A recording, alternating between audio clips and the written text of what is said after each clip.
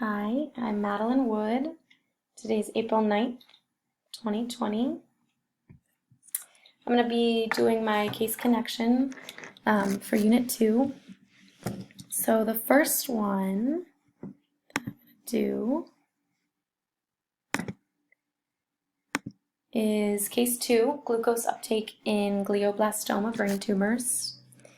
So our primary fuel source for our bodies is glucose.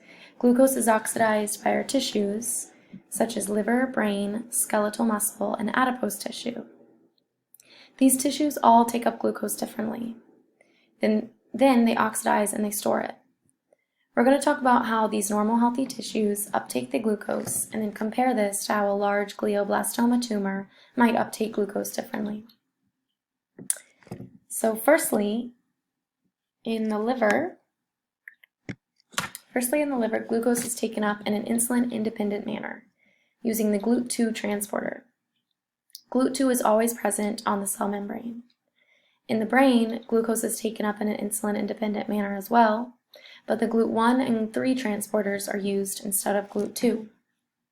These are also both always present. Skeletal muscle and adipose are different because they uptake glucose in an insulin-dependent manner.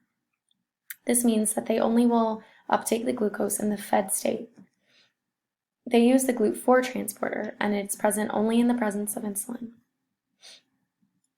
In all of these normal, healthy tissues, glucose enters the cell using its select transporter and then is phosphorylated to glucose 6-phosphate by hexokinase. This ultimately produces pyruvate and ATP by pyruvate kinase through glycolysis. Pyruvate eventually produces acetyl-CoA, which can produce ATP and NADH in the TCA cycle.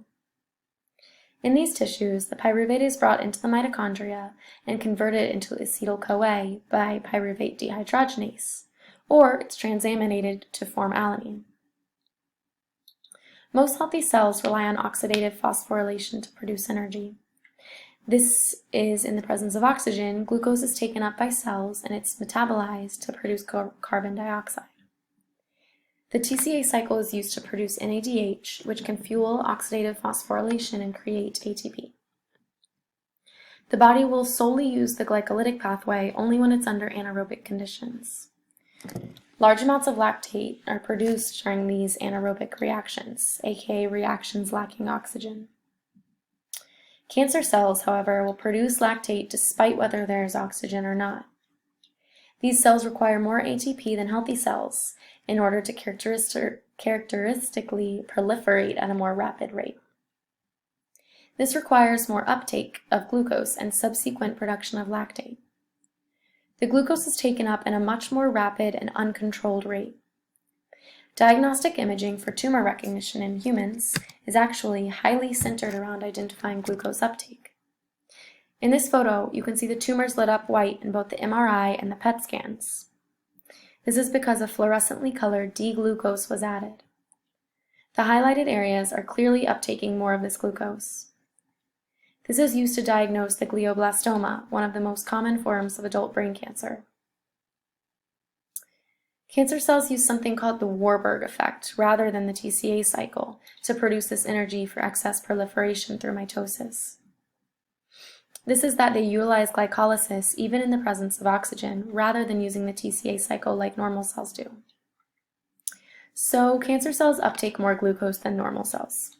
This is advantageous to the cancer cells because they can have more energy to proliferate faster. This means that the transporters on the lipid bilayer can be of some importance to limiting this rate of uptake in malignant cells. The GLUT transporters, specifically GLUT1 in this case, because we're talking about a glioblastoma in the brain, is classically overexpressed in cancerous areas of tissue. For this reason, GLUT transporters and the use of inhibitors is a current area of research for cancer treatment. So here's my resources for case 2. And now I'm going to do case 3, it's type 1 diabetes. So in this situation, the 5-year-old boy's baseline insulin levels are 0.8, when they should be between 4 and 8. His insulin level 1 hour after ingesting a glucose load is 5, when they should be between 29 and 51. His insulin is abnormally low. Insulin is typically elevated after eating in order to increase the activity of glycolysis to uptake the glucose that was ingested. In this boy's case, he does not have enough insulin to manage the glucose that just entered his body. Without the proper amount of insulin, glucose cannot enter the cells to produce energy, so the levels of glucose in the bloodstream is higher. This boy likely has type 1 or insulin-dependent diabetes. In this case of diabetes, the pancreas does not produce sufficient amount of insulin, as opposed to type 2 or non-insulin dependent diabetes. In this type, the body does not respond to insulin, but it does produce it. Due to the low amount of insulin, I would expect this boy's blood sugar to be higher than normal after ingesting the glucose. Most people will produce insulin, which can facilitate the uptake of this ingested glucose into the cells in various tissues in our bodies, such as liver, muscle, adipose, and brain. But if the boy does not produce enough insulin, then his blood sugar will be much higher than normal. The normal range is about 80 to 120. This boy's fasted blood sugar would likely be slightly higher than normal as well. This is because he probably still has an excess glucose in the bloodstream that was not taken up by insulin. Hypoglycemia, or low blood sugar, is common in type 1 diabetics, but it's usually due to overdosing of insulin. This boy is not yet on insulin treatment, so this would not be the case. Some symptoms of hyperglycemia, high blood sugar, are fatigue, increased thirst, and frequent urination. These are consistent with the description of the boy. Fatigue is common when insulin levels are low because glycogen stores get used up and ADP phosphorylation decreases. This creates less ATP to use as energy. People with diabetes frequently experience increased urination, or polyuria, because they have decreased production of the antidiuretic hormone, ADH. Excessive thirst, polydipsia, is common also due to the inability for glucose to be reabsorbed from the blood. The glucose is therefore filtered through the kidneys. Under hyperglycemic conditions, there is more glucose going through the kidneys than can be reabsorbed. Glucose draws water into the urine, so people will have a sensation of thirst when they're losing more fluids than normal. Type 1 diabetics have a deficiency of insulin due to a malfunction of the beta cells in the pancreas. The immune system attacks and destroys these beta cells. The beta cells are responsible for producing insulin. A study of the anatomy of the pancreas directly after clinical diagnosis marked only about 10% of the normal beta cell mass. This means that by the time most children are clinically diagnosed, their immune system has already destroyed about 90% of their beta cells in their pancreas. In the beginning, they may still produce some insulin for this reason. The boy in the scenario had decreased function, but he still did produce some insulin. Later on, as the disease progresses, usually there's no insulin production at all. In the liver, insulin is needed to stimulate glycogen synthesis.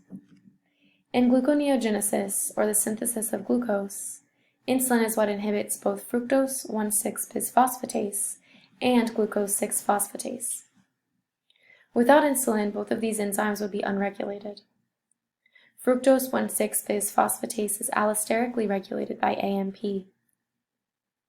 During gluconeogenesis, it catalyzes the hydrolysis of fructose 1,6-bisphosphate to fructose 6-phosphate. In the absence of insulin, there would be an excess of fructose 6-phosphate. Similarly, with glucose 6-phosphate, glucose 6-phosphate is formed during gluconeogenesis and glycogenolysis. Glucose 6-phosphate is hydrolyzed by glucose 6-phosphatase and then sent into circulation as glucose. In the absence of insulin, the production of glucose 6-phosphate will not be inhibited, and there will be an excess of glucose. So here's my resources for case 3. And that's it. Thank you.